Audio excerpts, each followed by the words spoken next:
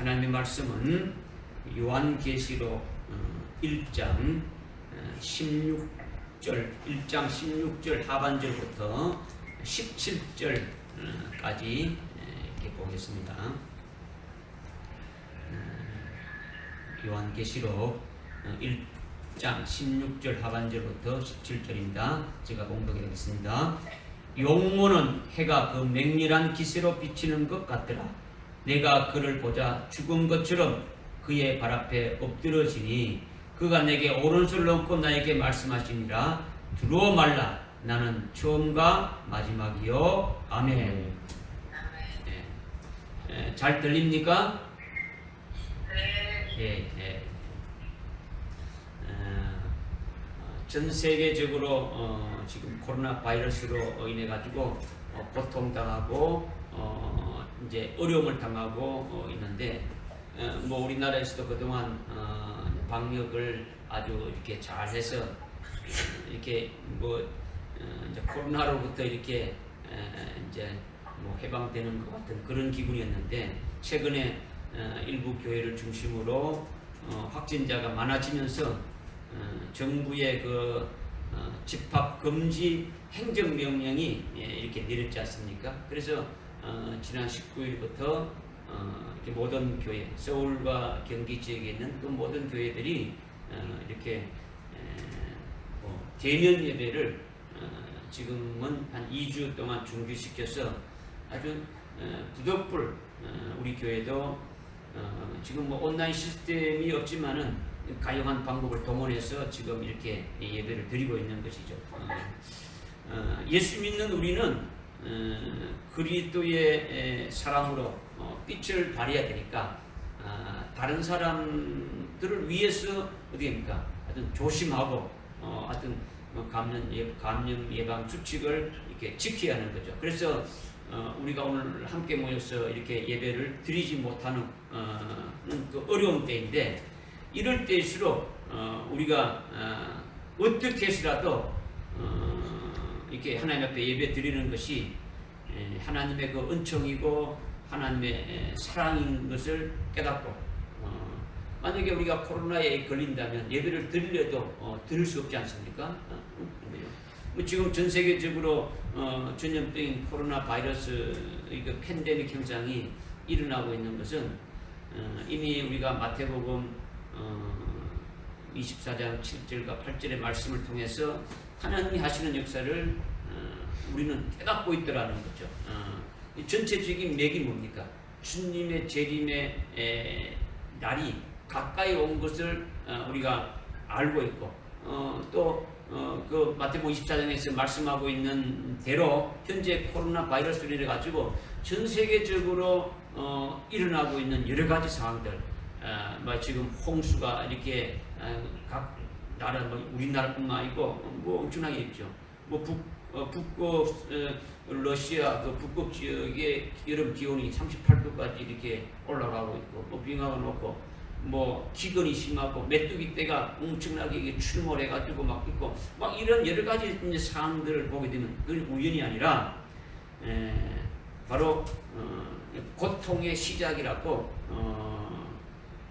마태복음 24장 그 10절 8절에서 말씀하고 있지 않습니까? 이 시작이라는 단어가 오딘이라고 하는데 마치 여인이 아이를 낳기 전에 양수가 이렇게 터지는 것처럼, 근데 그것이 바로 코로나 바이러스라는 것을 우리에게 이미 알려줬다라는 거죠. 그거 같다라는 거죠. 그러니까 이미 신호탄이 울려진 거예요. 그러니까 이보다 더 큰 환란이 아주 본격적으로 오게 되어지는 것을 이제 우리에게 지금 말씀하고 있는 거라는 거죠. 그러니까 환란을 기다리고 있는 우리들에게 주님의 재림이 있기 전에 큰 환란이 있는데 그 환란이 있은 후에 주님이 오시는 거니까 그 환란을 기다리고 있는 우리들에게는 이것이 좋은 것이 나쁜 것이 아니더라는 거죠. 그러니까 진리의 빛을 가지고 하나님의 그 생명으로 사는 자들은 코로나 바이러스에게 절대로 삼킴받지 않는 거예요. 어둠이 빛을 삼킬 수가 없는 거죠. 그죠? 그러니까 육체는 얼마든지 마귀가 삼킬 수가 있는 거예요. 그러니까 기독교인이라도 코로나 바이러스에 걸리면 고통받아 죽는 거예요. 똑같이 죽는 거예요. 그러나 자신의 영이 하나님의 그 생명 안에서 하나님 안에서 영생하고자 하는 자는 코로나 바이러스가 어찌할 수가 없다라는 거죠. 우리는 영원한 생명으로 사는 자이지만은 그러나 주님이 재림하는 날까지 우리의 영과 혼과 몸을 어떻게 됩니까? 온전히 보존하기를 원한다고 이렇게 말씀했지 않습니까? 그죠? 그러니까 우리 몸이 순교하기까지 첫째 부활의 영광을 이렇게 받을 수 있는 몸으로 보존되어서 있어야 그 길로 이렇게 갈 수 있다라는 거죠. 그러니까 뭐 교통사고로 나서 비명 행사하거나 아니면 코로나 바이러스에 걸려서 이렇게 되면 안 된다라는 거죠. 무슨 말씀인지 알겠습니까? 들리지 않습니까? 네. 하우링이 마이크 전에서 순간 하우링 소리가 셨나요? 하우링이 많이 난다고요? 지금 좀 다시 날려줘요. 그 볼륨을 많이 좀 줄여. 볼륨을.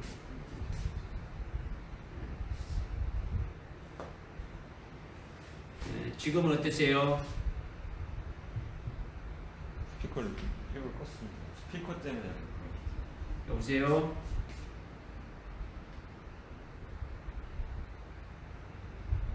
여보세요? 여보세요? 지금 어떻습니까? 네, 지금 좋아요. 지금은 좋습니다. 예, 알겠습니다. 예.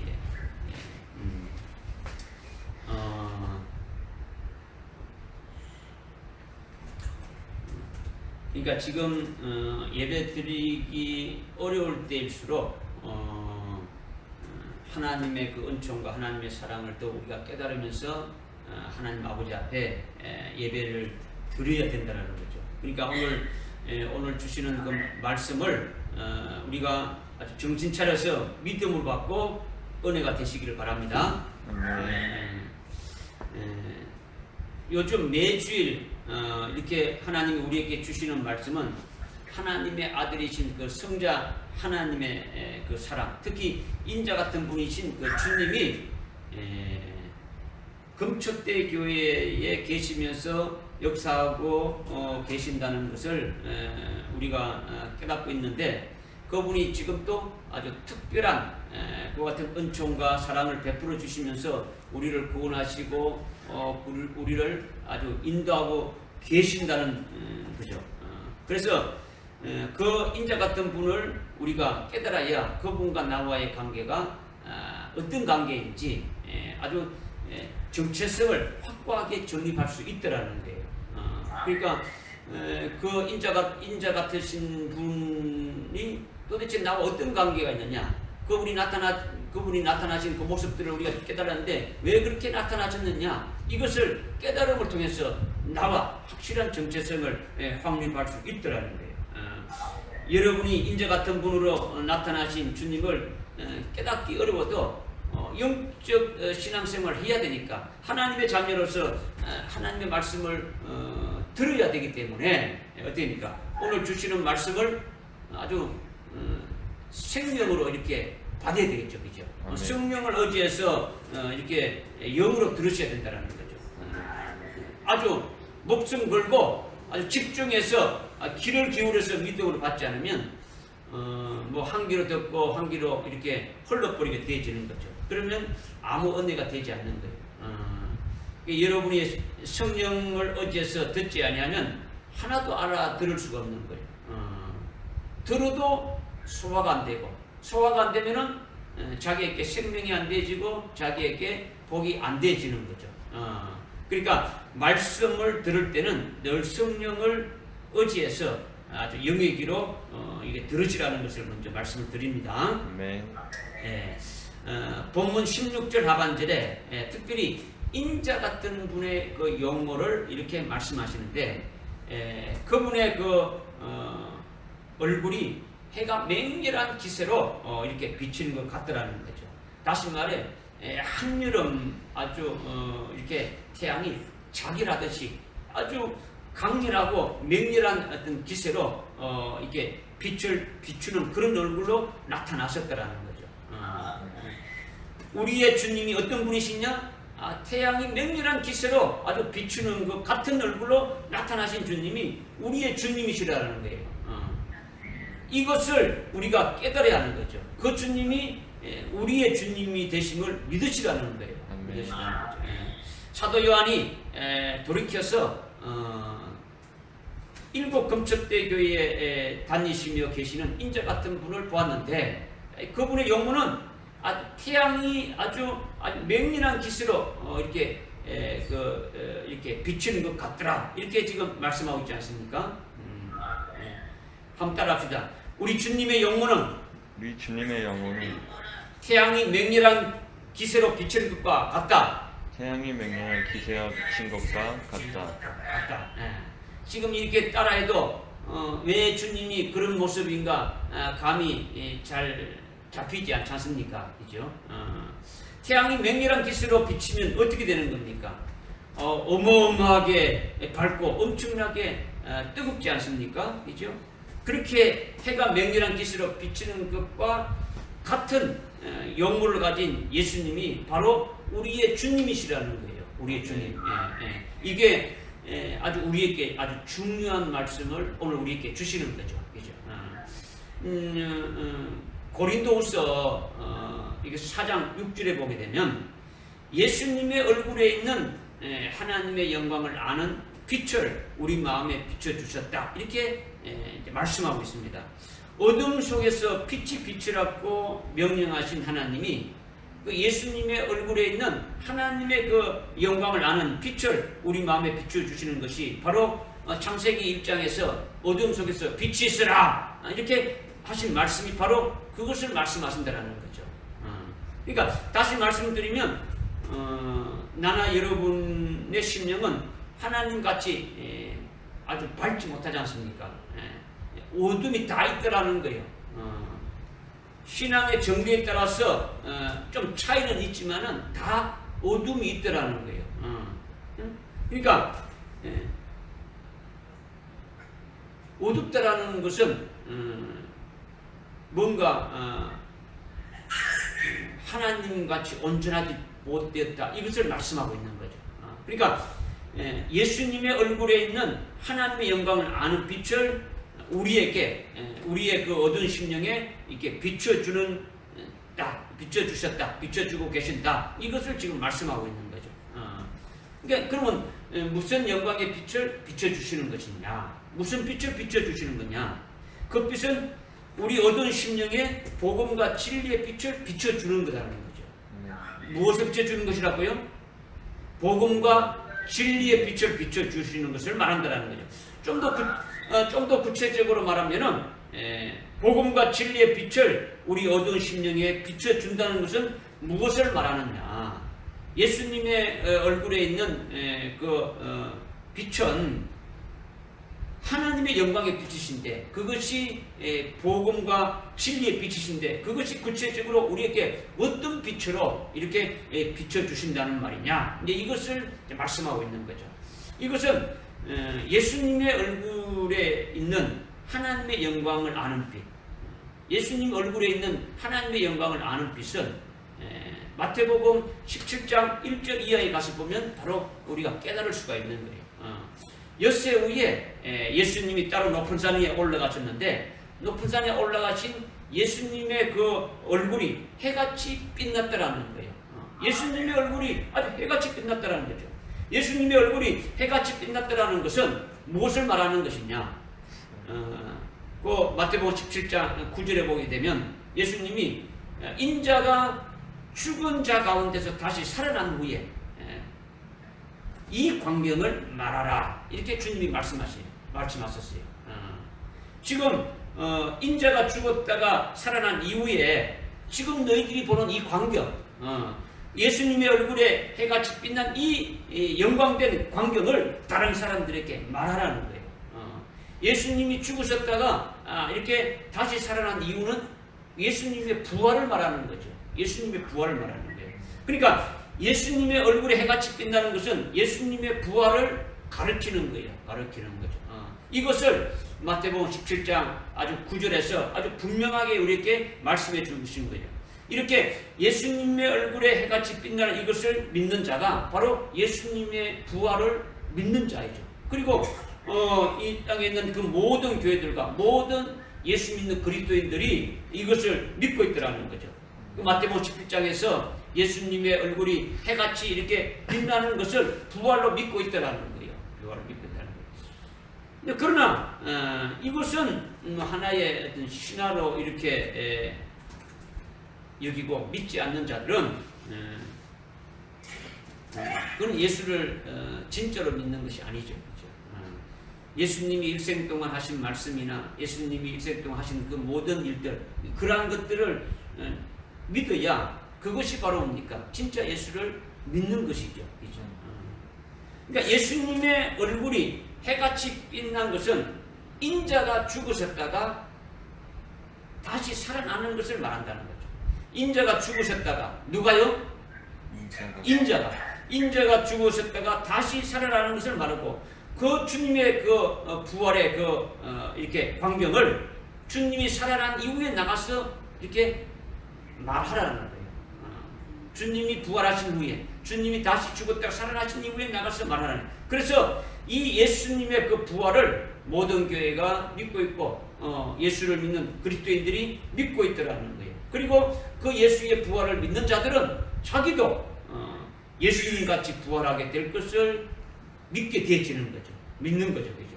이것이 기독교의 핵심적인 부활의 신앙이라는 거죠. 우리 기독교는 다른 종교와 이렇게 다르게 유일하게 우리 기독교만이 있는 것이 뭐냐면 바로 부활을 믿는 거예요. 바로 부활을 믿는 거죠. 부활 신앙이 우리 기독교의 특징이라는 거죠. 그래서 모든 교회와 모든 기독교인들이 예수님의 얼굴이 해같이 빛난 것, 다시 말해서 인자가 그 인자이신 예수님이 죽으셨다가 다시 부활하시는 그 영광된 것을 믿고 또 자신들도 예수님과 같이 똑같이 그렇게 부활하게 될 것을 믿는다라는 거예요. 할렐루야. 아멘. 여러분 믿습니까? 아멘. 예. 그런데 여기서 두 번째 중요한 게 뭐냐? 인자 같은 분의 얼굴은 마태복음 17장 2절에 나오는 인자이신 예수님의 얼굴이 해같이 빛나는 것과는 틀리다라는 거예요. 사도 요한이 돌이켜보니까 인자가 아니고 인자 같은 분으로 보게 되고 또 그냥 교회가 아니라 아주 일곱 금초대 교회에 다니시는 분으로 보게 되어지는 거죠. 완전히 영적인 새로운 시각으로 바뀌어졌다라는 거예요. 그래서 일곱 금초대 교회에 다니시면서 일하시는 주님이 어떤 분이시냐? 그가 우리의 주님이시라면 그 주님의 그 용모가 어떤 분이시냐? 그의 얼굴이 해가 힘있게 아주 맹렬한 기세로 비치는 것 같은 얼굴로 다니시는 것을 이렇게 사도 요한이 보고 그것을 기록한 것은 오늘 우리에게 이렇게 기록해 준 것은 오늘날 금초대 교회에 다니시는 주님의 것이 주님이 일하시는 것이 아주 특별하시다는 것을 말씀하고 있다는 거죠. 아주 주님이 아주 특별하다는 것을 우리에게 계시해 주신 거예요. 그러니까 마태복음 17장에 인자이신 예수님의 얼굴이 해같이 빛나는 것은 부활의 영광을 말하는 거니까 모든 교회와 모든 기독교인들이 그것을 다 믿는다고 했지 않습니까? 그런데 일곱 금초대 교회에 다니시는 인자 같은 분이신 주님의 얼굴은 마태복음 17장에서 이렇게 해같이 빛나는 것보다도 더 해가 아주 맹렬한 기세로 아주 이렇게 비치는 것 같은 얼굴이라는 거예요. 그렇기 때문에 일곱 금초대 교회에 계시면서 다니시는 주님의 얼굴이 해가 맹렬한 기세로 이렇게 비치는 것은 모든 교회가 믿고 모든 이렇게 그리스도인들이 믿는 그런 부활의 영광을 말하는 것이 아니라 그와는 완전히 다른 더 좋은 부활의 영광을 주시는 재림하신 주님임을 가리킨다라는 거예요. 믿어집니까? 아멘. 그러니까 주님이 재림하실 때에 더 좋은 부활의 영광을 주시기 위해서 해가 맹렬한 기세로 비치는 것 같은 예수님으로 나타나셨다라는 거예요.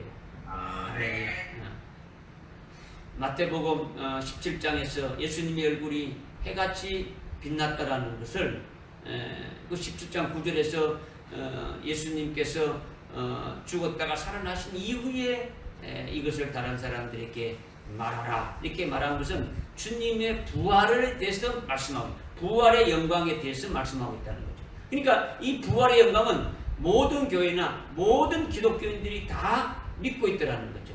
인자이신 주님, 인자이신 예수님이 죽으셨다 살아나신 그 부활은 모든 그리스도인들이 다 믿고 있다는 거죠. 그런데 인자가 아니고 아주 일반 이런 보통 교회가 아니라 인자 같으신 분이 금초대 일곱 금초대 교회에 나타나신 그분의 영혼은 아주 해가 아주 맹렬한 기세로 비치는 것 같다라는 것은 그런 마태복음 19장에서 말씀하고 하는 그런 부활의 영광이 아닌 차원이 다른 더 좋은 부활인 그 영광을 주시는 주님이심을 우리에게 말씀하고 계신다라는 거예요. 아멘. 할렐루야. 아멘. 이 말씀을 깨닫기가 어렵습니까? 만약 여러분이 금초대 교회에 소속되어 있지 않다면은 더 좋은 부활이 해당되지 않으니까 이렇게 깨닫기가 어렵겠지만은 여러분이 해당이 된다면 해당되는 자는 성령이 그 인자 같은 신분의 그 영모가 해가 맹렬한 기세로 비치는 것 같이 나타나신 그 예수님이 여러분의 주님으로 믿을 수가 있는 거예요. 할렐루야. 그러니까 예수 그리스도를 믿는 모든 그리스도인들이 주님과 똑같은 모습으로 부활해서 하늘나라에서 영생하게 될 것을 소망하면서 그것을 믿고 살고 있지 않습니까? 그런데 사도 요한은 그런 부활의 신앙 차원에서 머물지 않았다라는 거죠. 보통 모든 교회에서 믿고 모든 성도들이 믿는 그런 부활의 영광, 나도 주님같이 부활하게 될 것이다, 그렇게 믿는 그 부활의 신앙 차원에서 머물지 않고 더 차원이 높은 더 차원이 다른 부활의 영광을 보게 되었다라는 거예요. 사도 요한이 지금까지 마태복음 17장에 인자이신 주님의 그 부활의 영광을 믿어왔던 그 부활의 신앙의 그 범주에서 아주 초월해서 인자 같은 분의 영모를 통해서 새로운 영광을 보게 된 거죠. 해가 맹렬한 기세로 비치는 것 같은 주님의 영모를 보았다라는 거예요. 이렇게 인자 같은 분이신 주님은 사도 요한에게 더 좋은 부활을 주시는 분이시고 첫째 부활의 영광을 이렇게 주시는 재림하신 주님이신 것을 이것을 확실하게 계시해 주신 것이에요. 이는 사도 요한에게만 계시해 준 것이 아니라 오늘 저와 여러분들에게도 분명하게 계시해 준 것이라는 거죠. 할렐루야. 아멘. 부활을 믿는 모든 그리스도인들은 기독교는 부활의 종교니까 모든 예수를 믿는 기독교인들은 전부 다 나중에 부활해서 하늘나라에서 영생할 것을 믿고 있다는 거죠. 다 부활해서 우리는 언젠가는 부활해서 하늘나라에서 이렇게 영생하며 살게 될 것을 그렇게 믿고 있다는 거예요. 그런데 이들보다도 1000년 먼저 상급적인 부활이 있는데 그것이 바로 뭐냐? 더 좋은 부활이라는 거죠. 더 좋은 부활.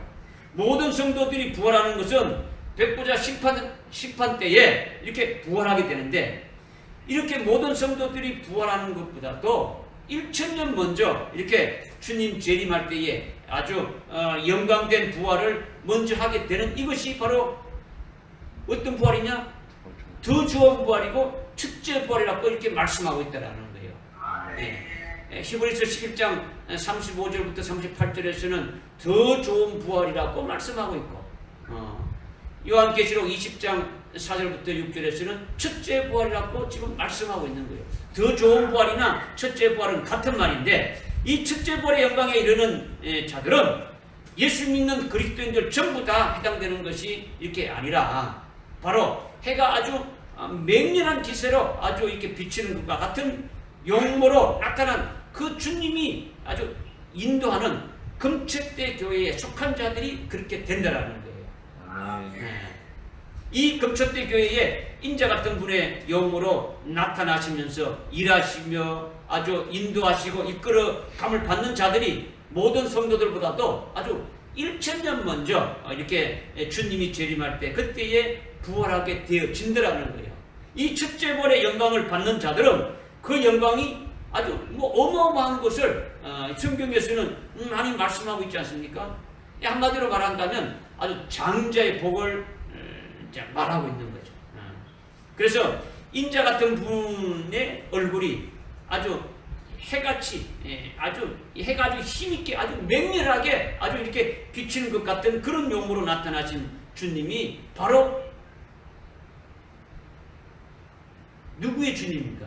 바로 나의 주님임을 믿어야 되는 거죠. 아멘. 나는 나의 주님임을 믿습니다. 아멘. 여러분 믿습니까? 아멘. 여러분 믿으시기 바랍니다. 그 주님을 믿는다면 어떤 일이 생기느냐? 응? 해가 맹렬한 아주 기스로 비치는 것 같은 그런 용으로 나타나신 그 주님이 나의 주님으로 이렇게 확실하게 믿는다면 어떤 일이 생기느냐? 완전히 새롭게 되어지는 거죠. 여러분의 신앙이 확 바뀌어지는 거예요. 확 바뀌어지는 거예요. 어떻게 바뀌어지느냐? 앞으로 있을 7년 환란이라는 것이 주님이 나를 위해서 예배에 놓으셨다는 것을 아주 확실하게 아주 확신할 수 있다는 거죠. 창세로부터 없었던 큰 환란이 앞으로 있을 7년 환란인데 지금까지 이 땅에 수많은 환란이 있었지 않습니까? 그죠? 나치가 유대인들을 이렇게 학살하는 아이슈비츠 수용소와 같은 그런 것보다도 더 어마어마하고 극심한 환란이 바로 앞으로 있을 7년 환란이라는 것을 마태복음 24장 21절에서 이렇게 말씀하고 있고 다니엘서 9장 27절에도 말씀하고 있지 않습니까? 이 7년 환란이 도대체 뭐냐? 이 7년 환란이 도대체 뭐냐? 이것을 금초대 교회에 계시면서 얼굴이 아주 해가 맹렬한 빛으로 아주 비친 것 같은 그 주님을 자기 주님으로 모시고 그분의 그 인도함을 받는 자들은 이 7년 환란을 자기들을 위해서 예배 주셨다라는 것을 알게 된다라는 것을 나를 위해서 예배 주셨다는 것을 주님이 알려주신다라는 거예요. 할렐루야. 아멘. 그리고 해가 맹렬한 빛으로 비치는 것 같은 그 주님은 나를 위해서 환란을 예배해 주셨뿐만 아니라 그 환란 날이 가까이 온다는 것을 알려주고 깨닫게 해주셔서 바로 주님이 내게 주실 더 좋은 부활, 첫째 부활의 그 영광을 받을 날이 더 가까워졌다는 것을 깨우쳐주게 되어진다는 거죠. 깨닫게 되어진다는 거예요. 믿어집니까? 그러니까 해가 아주 맹렬한 기세로 아주 비치는 같은 그런 용으로 나타나신 그 주님을 나의 주님으로 이렇게 믿는 자들은 이렇게 완전히 새롭게 바뀌어지는 거예요. 신앙의 모든 것이 바뀌어지게 되어진다는 거죠. 앞으로 우리에게 닥쳐올 그 환란이 있고 그 환란 후에 주님이 오시는데 주님 오시기 전에 이 환란을 반드시 거쳐야 되는데 이 환란은 아주 무시무시하고 아주 무섭고 두려운 것이 아니라 이 환란은 바로 나에게 예배 두셨는 것인데 왜 예배 두셨냐? 우리로 하여금 더 좋은 부활, 첫째 부활의 영광에 들어가게 하기 위해서 그것을 만들어 주셨다는 거죠. 그렇게 놓으셨다는 거예요. 할렐루야. 아멘. 그러니까 이것을 깨닫게 되면은 아주 힘이 솟는 거예요. 아주 힘이 솟는 거죠. 환란이 아주 무섭고 두려운 것이 아니라 속히 오기를 바라고 빨리 더 좋은 부활을 받는 그날이 내게 이루어지기를 간절히 소망하게 된다는 거죠. 내가 참 주님을 맞이할 수 있는 그 자리에 첫째 부활의 그 영광이라는 그 영광을 입는 자로 나타나기를 사모하게 되어지는 거죠. 이렇게 사모할 수 있게 하고 샘솟게 하시는 주님이 바로 어떤 분이시냐? 해가 아주 이렇게 새가 아주 그 맹렬한 기세로 아주 이렇게 비치는 것 같은 주님의 영으로 나타나신 그 주님. 그러면서 그 주님은 금초대 교회에 계시면서 가만히 있는 것이 아니고 다니시면서 계속 우리를 하여금 그것에 이렇게 이루어지기 위해서 일하고 계신다라는 거예요. 그래서 금초대 교회에 속한 자들을 이기는 자로 세우시는 거예요. 할렐루야. 아멘. 믿으십니까? 아멘. 이거 절대적으로 여러분이 믿으시기 바랍니다. 믿지 않으면 멸망이에요. 응? 예수를 믿는데 왜 멸망하느냐? 예수를 믿으면 멸망은 아니지만은, 그런데 예수를 믿다가 환난 날에 배도하니까 환난 날에 극심한 그 고통을 견디지도 못하고 기근과 아주 적그리스도의 어떤 그 고문과 역사를 견디기 어려우니까, 예수를 모른다고 부인해보게 되니까 결국은 예수를 안 믿는 것이 되니까 그것이 멸망이라는 거죠. 멸망이라는 거죠. 그러니까 해가 맹렬한 기세로 비치는 것 같은 주님이 자기 주님이 된다면 자기를 위해서 환난을 주셨으니까, 환난을 예비해서 주셨으니까 아주 뭐 고문과 순교도 다 허락해 주신 것이니까 환난이 시작되게 되면은 그 주님이 이기게 하는 역사도 해 주실 것을 믿는 거예요. 아멘. 할렐루야. 아멘. 결국은 환난은 뭐로 이기는 겁니까? 믿음으로 이기는 거죠. 믿음으로. 그러니까 영적으로 아주 죽느냐 사느냐 아주 이런 것이에요. 깨달아집니까? 아멘. 두 번째 지금 드리는 말씀의 여지가 뭐냐면 마태복음 17장에 인자이신 예수님의 얼굴이 해같이 빛나는 것은 인자이신 그 주님이 죽으셨다가 다시 이렇게 살아나신 그 부활을 말하는데, 그것은 모든 교회와 예수를 믿는 모든 그리스도인들이 그 부활의 영광을 다 믿는다라는 거예요. 그러나 금초대 교회에 속한 자들은 그 차원에서 머물면 안 된다라는 거예요. 금초대 교회에는 인자 같은 분이신 주님이 새롭게 나타나셨다라는 거죠. 그분이 용모 인자 같은 신분이 나타나신 그분의 그 얼굴은 해가 아주 맹렬하게 어떤 기세로 이렇게 불타는 것 같은 용으로 나타나셨다라는 거죠. 그 주님이 당연히 우리의 주님이 된다. 저와 여러분의 주님이 되신다는 것을 받아들이고 믿으시라는 거예요. 믿으시라는 거죠. 그죠? 그 주님이 우리를 어디로 인도한다는 겁니까? 우리를 더 좋은 부활, 더 좋은 부활의 영광으로, 첫째 부활의 영광으로 인도하시는 그 주님이심을 믿으라는 거예요. 할렐루야. 할렐루야. 그러니까 이것을 여러분들이 믿는 것이 마지막 환난 날에 이길 수 있는 거예요. 이길 수 있는 것이죠.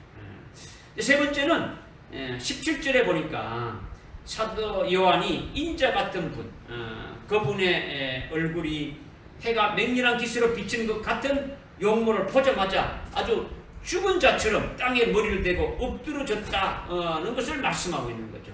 이것이 도대체 뭐냐? 이것을 알아야 나나 여러분이 그렇게 되어지는 거죠. 이것을 알지 못하면 뭐 엎드러지기는커녕 뻣뻣이 써가지고 아무 느낌도 없고 아무 변화도 없고 주님과 나와 아무 관계가 없는 거죠. 이제 그렇게 되는 것은 진정으로 그분을 아주 영안으로 믿음의 눈으로 만나보지 못했기 때문에 그렇다는 거죠. 우리가 사도 요한처럼 직접 그렇게 우리 눈으로 이렇게 볼 수 있는 게 아니고, 우리는 지금 영안으로 말씀을 통해서 그것을 봐야 되는 거죠. 믿음의 눈으로 봐야 되는 거예요. 그죠? 보지 못한다면 아주 비참한 자예요. 아주 비참한 자고 아주 복이 없는 자가 되어지는 거죠.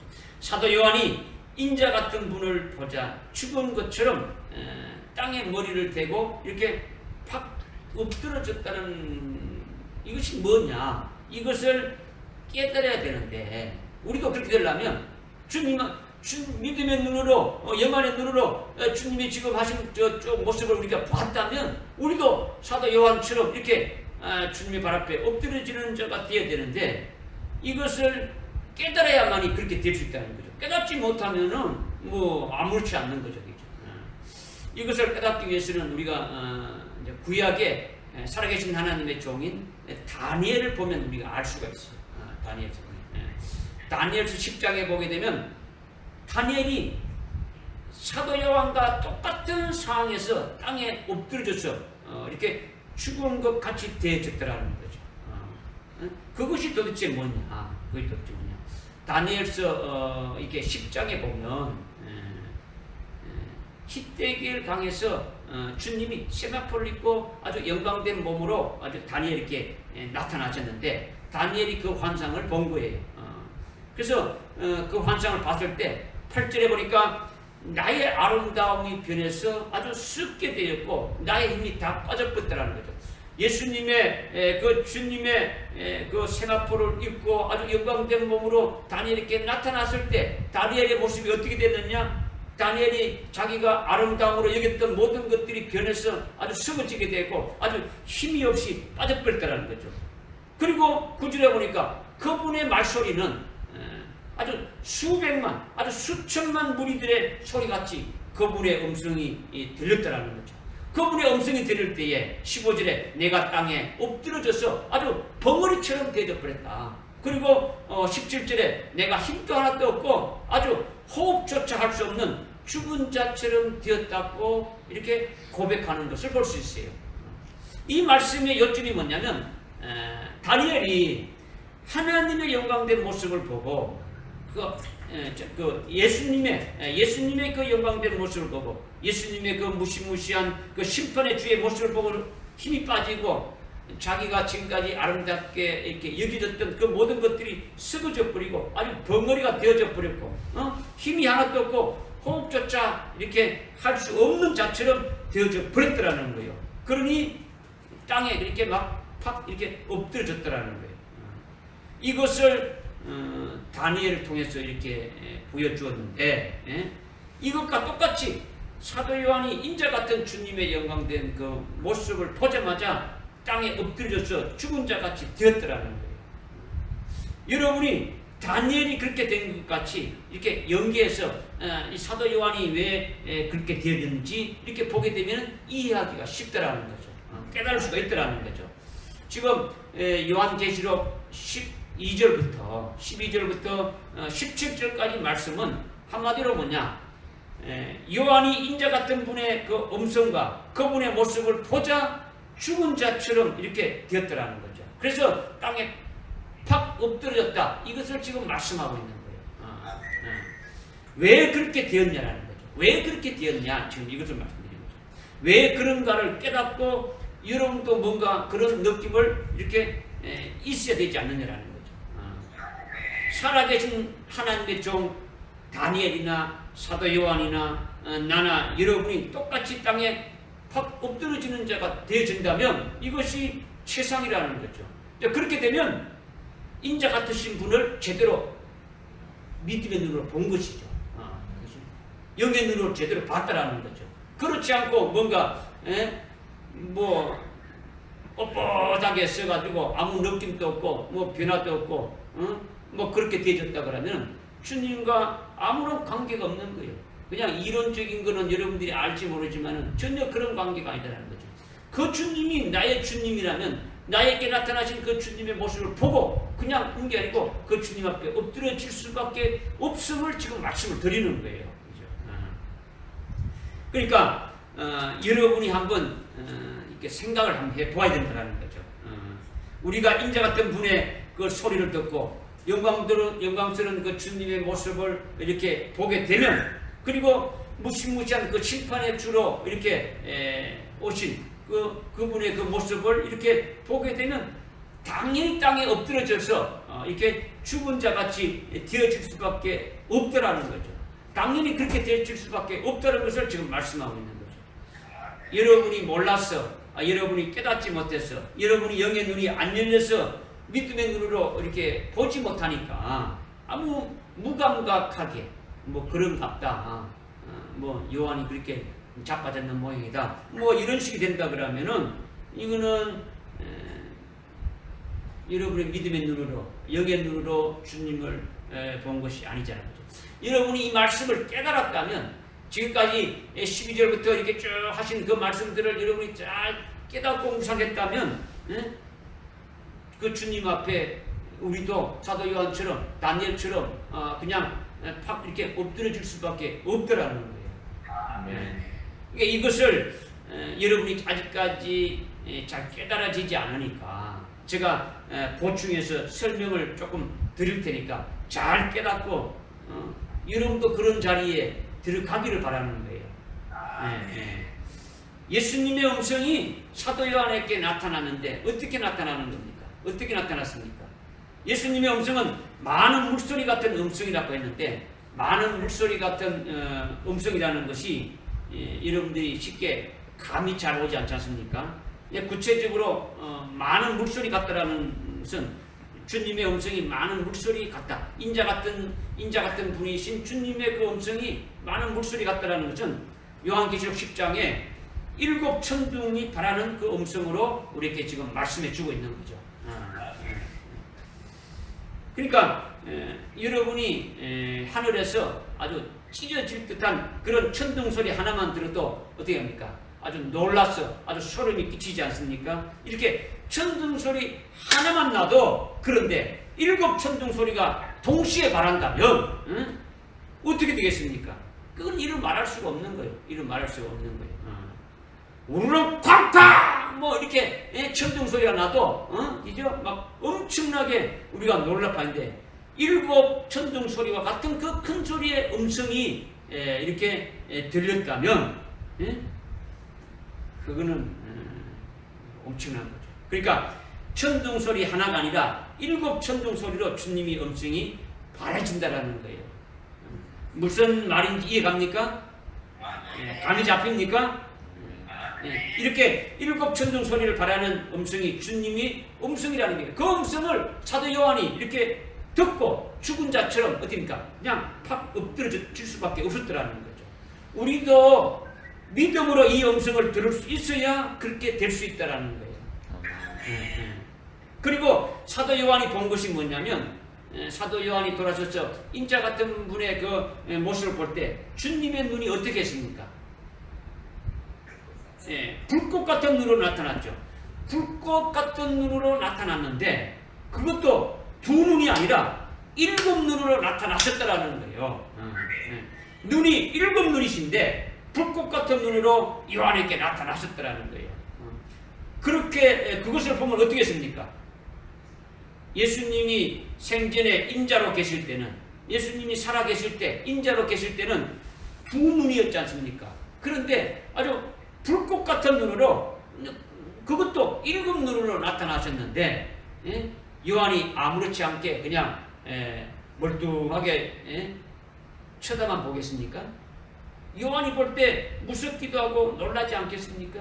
아주 2눈이 아니라 7 눈으로, 그것도 불타는 눈으로 이렇게 나타났다는 거예요.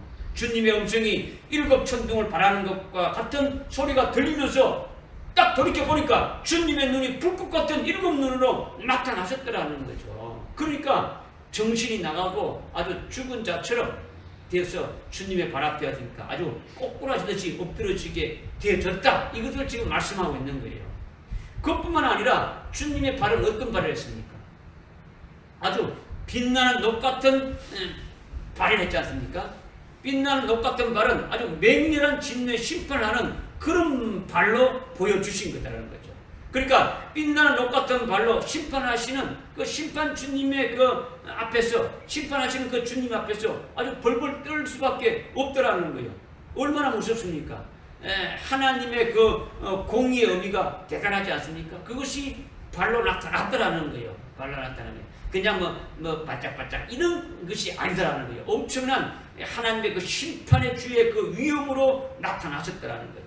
그리고 주님의 입에서는 뭐가 나옵니까? 좌우로 아주 날이 쓴 날카로운 검이, 날카로운 칼이 막 촥촥 이렇게 나온다라는 거예요. 잘못된 것을 그 칼로 이렇게 잘라버리지 않습니까? 그죠? 그렇게 양날선 날카로운 칼이 주님의 입에서 막 이렇게 좌우로 막 이렇게 쫙쫙 나오니까 얼마나 두렵고 무섭습니까? 그리고 주님의 그 얼굴이 태양이 아주 맹렬하게 비치는 같은 그 용으로 나타나셨더라는 거예요.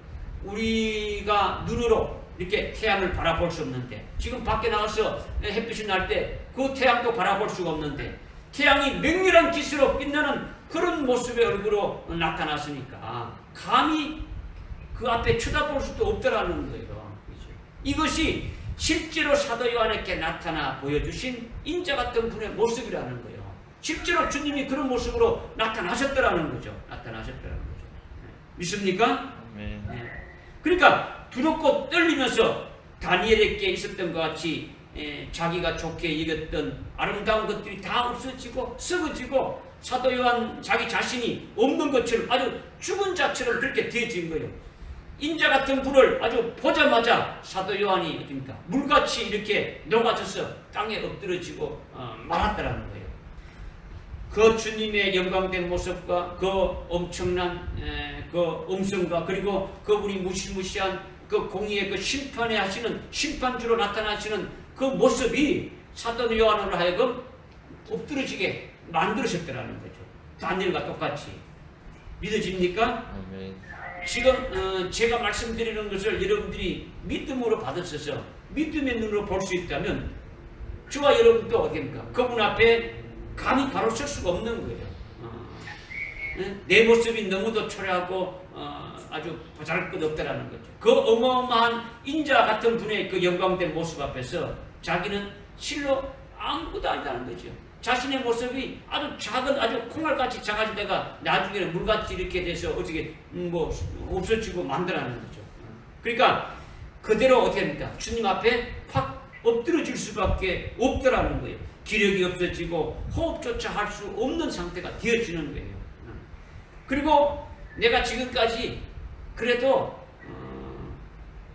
하나님의 뜻대로 이렇게 살아왔다고 이렇게 자부하면서 그렇게 여긴 것이나 또 다니엘이 고백한 것처럼 자기가 지금까지 아름답게 이렇게 여겨왔던 그런 것들이 우리 속에서 어떻게입니까? 다 완전히 이렇게 썩어져 버리고 없더라는 거죠. 아무것도 아닌다는 것이 되어진다라는 거예요. 그러니까 죽은 자같이 그 자리에서 엎드려질 수밖에 없더라는 거예요. 아주 영광스러운 그 주님 앞에서 금천대 교회에 나타나신 그 주님 앞에서 그렇게 되어진다라는 거죠. 여러분 실감이 납니까?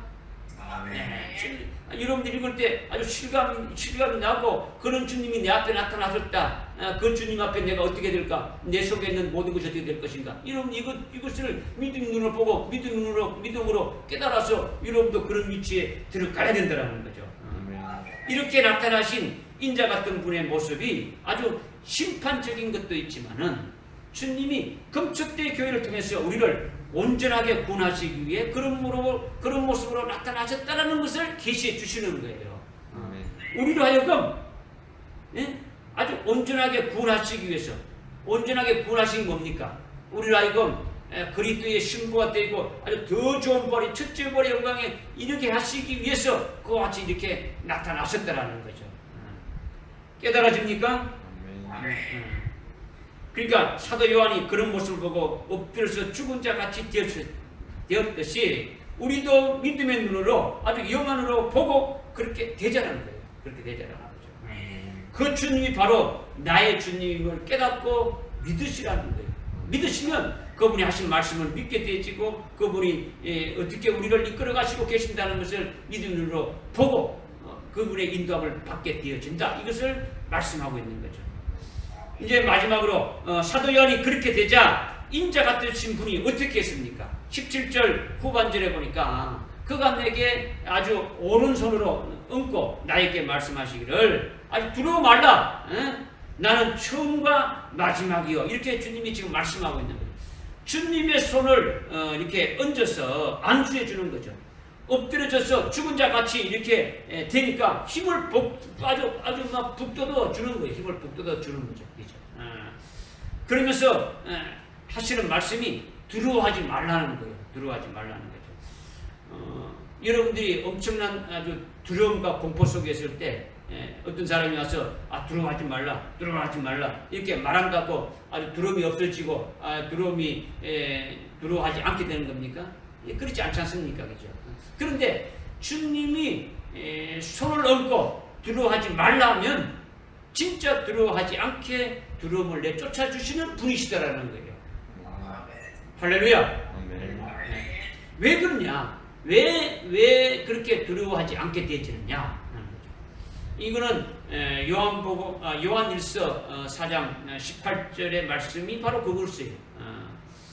그 말씀 어떤 말씀? 요한일서 4장 18절의 말씀이 어떠냐면 사랑에는 두려움이 없고 온전한 사랑은 두려움을 내어 쫓는다 그렇게 말씀하고 있는 거예요. 그러면서 이는 두려움에는 고통이 있으니 두려워하는 자는 사랑 안에서 온전하지 못했다는 것을 지금 말씀하고 있는 거예요. 그러니까 온전한 사랑은 두려움을 내어 쫓고 아직 두려움이 없더라는 거예요. 그러니까 뭐가 문제라는 겁니까? 사랑이 문제죠. 사랑이 있느냐 없느냐라는 거죠. 그렇죠? 온전한 사랑이 있느냐 없느냐라는 거죠.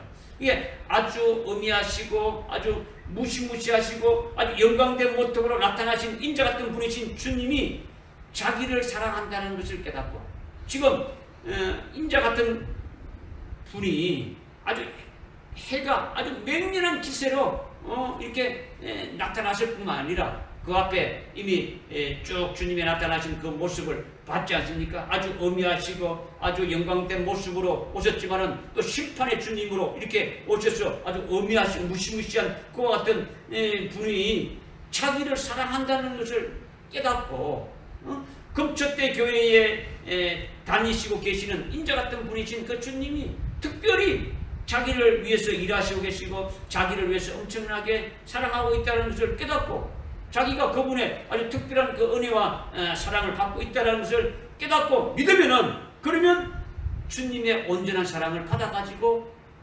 있다는 거예요. 할렐루야. 아멘. 주님의 온전한 사랑을 받아가지게 되어진다라는 거예요. 주님의 온전한 사랑이 뭡니까? 아가페 사랑이지 않습니까? 있죠.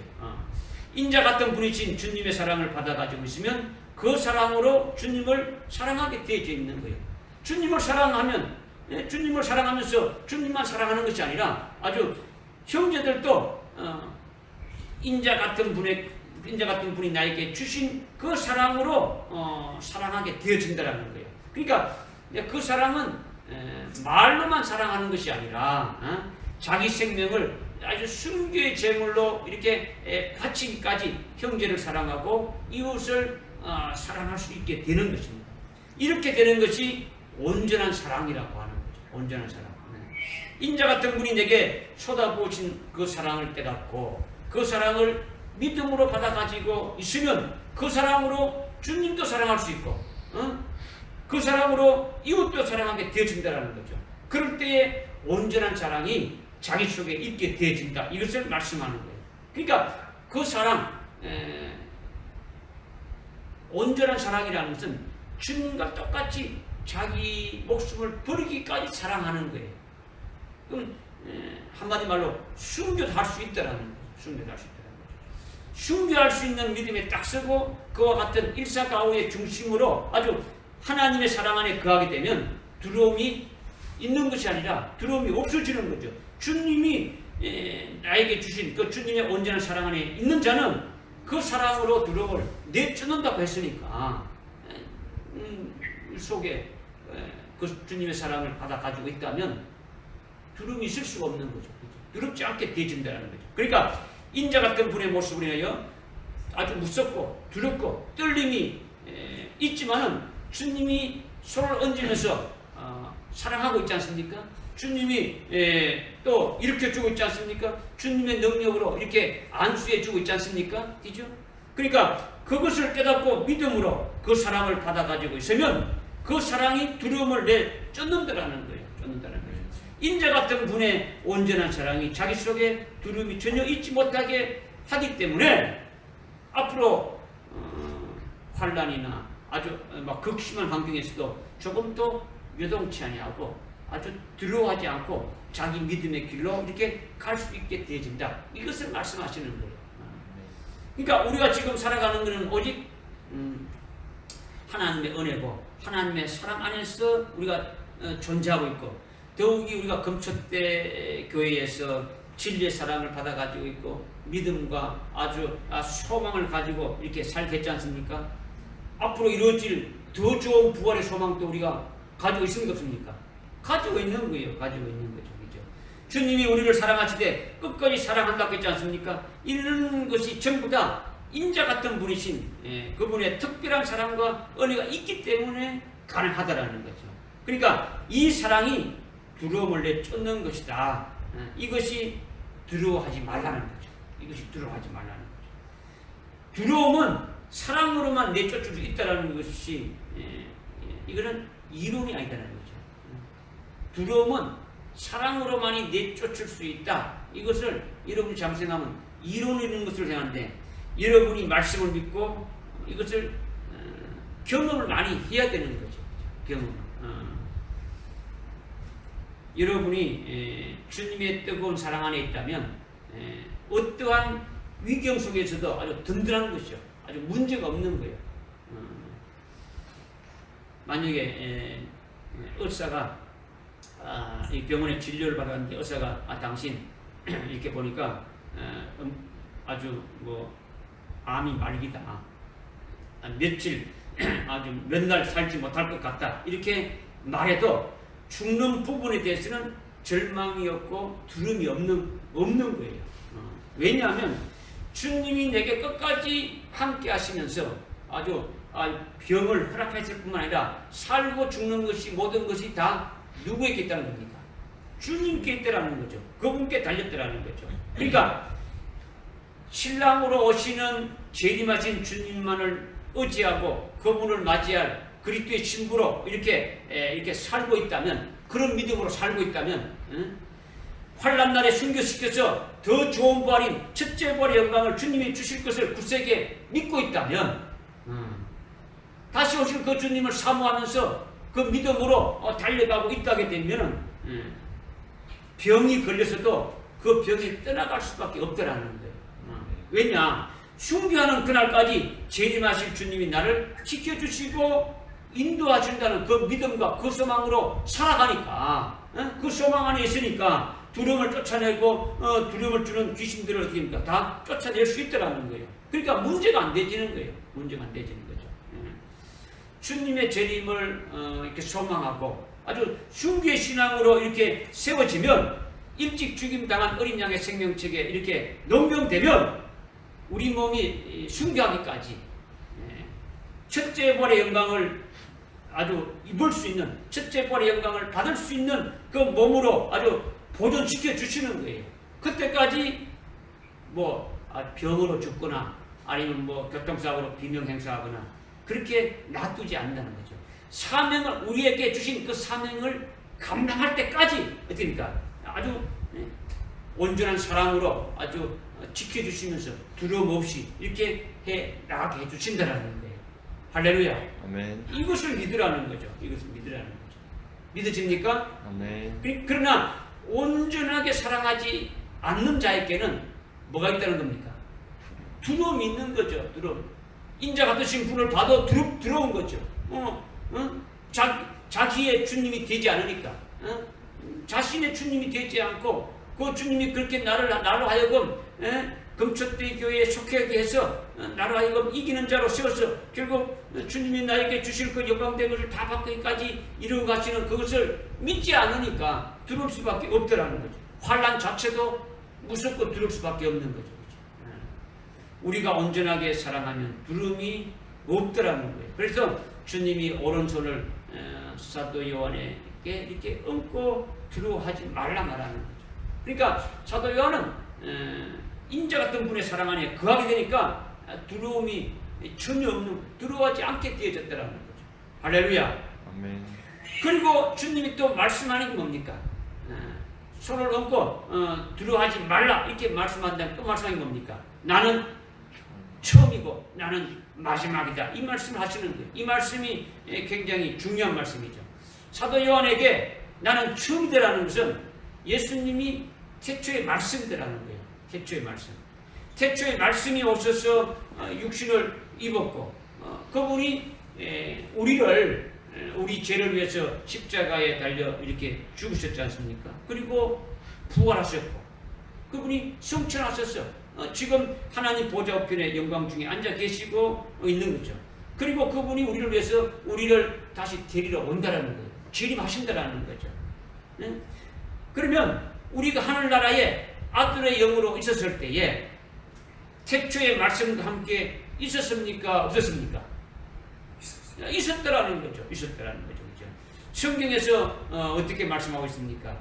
하나님은 영원 자존하시는 분이신데 하나님이 최초의 아들을 낳으신 그 아들이 태초의 말씀이지 않습니까? 성자 하나님이지 않습니까? 그죠?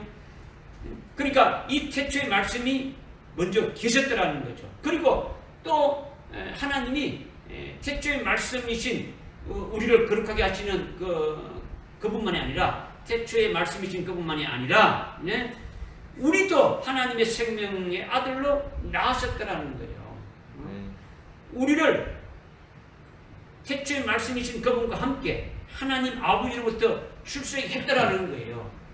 믿으십니까? 히브리서 2장 11절에 우리를 거룩하게 하시는 분과 우리 거룩하게 함을 입은 우리들이 다 한 분 하나님으로부터 이렇게 출생했다, 나으셨다는 것을 이렇게 분명히 말씀하고 있는 거예요. 그래서 태초의 말씀이신 성자 하나님과 함께 하늘에 있었다라는 거예요. 그리고 태초의 말씀이 우리의 영을 지었었죠. 우리의 영을 만드셨다라는 거예요. 창조하셨다는 거죠. 창조해서 우리가 아들의 영으로 하늘나라에 있었을 때에 태초의 말씀이신 그 성자 하나님과 함께 있었다라는 거죠. 이것을 믿으시라는 거죠. 이것이 나는 처음이다라는 거죠. 그러니까 요한복음 15장 27절에 보면 예수님이 뭐라고 말씀했냐면 진리의 성령이 오시면 너희로 하여금 나와 함께 태초부터 있었음을 알게 되고 그것을 또 증거하게 되리라 이렇게 말씀하셨다는 거죠. 그러니까 진리의 성령이 오시면 너희도 나와 함께 아주 태초부터 이렇게 있었음을 알게 되고 그것을 증거하게 되리라 이것을 말씀하셨는데 사도 요한도 태초부터 태초의 말씀과 함께 있었음을 보고 있는 거예요. 믿고 있는 거예요. 그래서 요한복음에 태초의 말씀이 계신 나라부터 됩니까? 보고 깨닫고 믿고 있으니까 그것을 기록할 수가 있는 거예요. 그렇죠? 영안이 떠지고 생명의 눈으로 아주 보는 거죠. 그래서 주님이 나와 처음부터 같이 있었느니라 이렇게 말씀하시는 거예요. 나와 같이. 이것이 오늘 우리 저와 여러분에게 이게 열어주신 거예요. 그죠? 믿음의 눈으로 영안의 눈으로 우리가 이것을 보게 하신 거죠. 그렇기 때문에 태초부터 계신 말씀과 함께 우리도 같이 있었다는 이게 나는 처음이다라는 그 말씀으로 깨달아질 수가 있는 거예요. 알 수가 있는 거죠. 할렐루야. 아멘. 그리고 나는 마지막이다라는 것은 마지막은 그 태초의 말씀이신 그분이 아주 재림하실 때는 더 좋은 부활의 영광을 입혀주시게 되면은 그러면 우리의 구원이 어떻게 됩니까? 완성이 되어지는 거죠. 완성이 되어지는 이것이 마지막이라는 거죠. 태초의 말씀이신 그분이 우리로 하여금 하나님의 생명으로 나음받은 우리로 하여금 영을 지어서 입혀서 아들의 영이 되게 했다라는 거죠.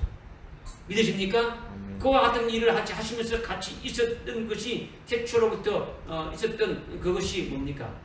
처음이다라는 거죠.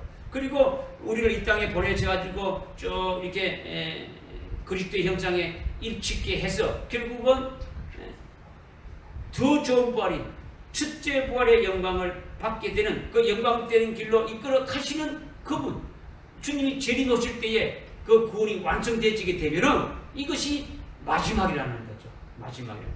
할렐루야. 아멘. 네. 그러니까 우리가 믿는 예수님은 우리 믿음의 뭡니까?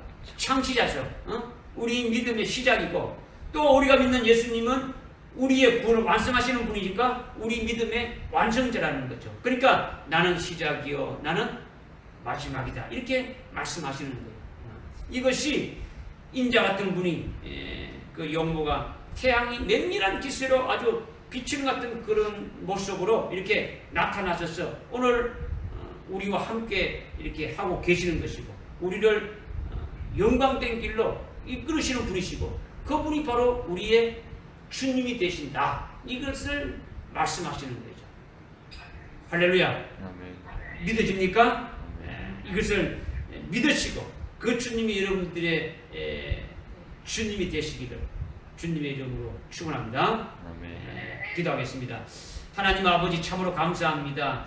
오늘 금척대 교회의 인자 같은 분으로 다니시고 계시는 주님의 영모가 해가 아주 맹렬한 기세로 비치는 것 같은 그런 모습으로 나타나신 것이 우리에게 뭘 계시하는 것인지 잘 깨닫게 해주셨음을 감사드립니다. 저희들이 이것을 믿음으로 이렇게 말미암아 주님의 사랑이 우리 안에 온전히 거하게 하시고 또한 주님이 우리에게 안수하시면서 두려워하지 말라, 나는 처음이요, 이렇게 마지막이라 말씀하신 것이 무엇인지도 잘 깨달아사오니 하나님 아버지, 날마다 인자 같은 분이신 재림하신 그 주님 안에 살아가고 그 주님의 인도를 받는 복된 자들 다 될 수 있도록 인도해 주옵소서. 예수님의 이름으로 기도드려옵나이다. 아멘. 아멘. 찬송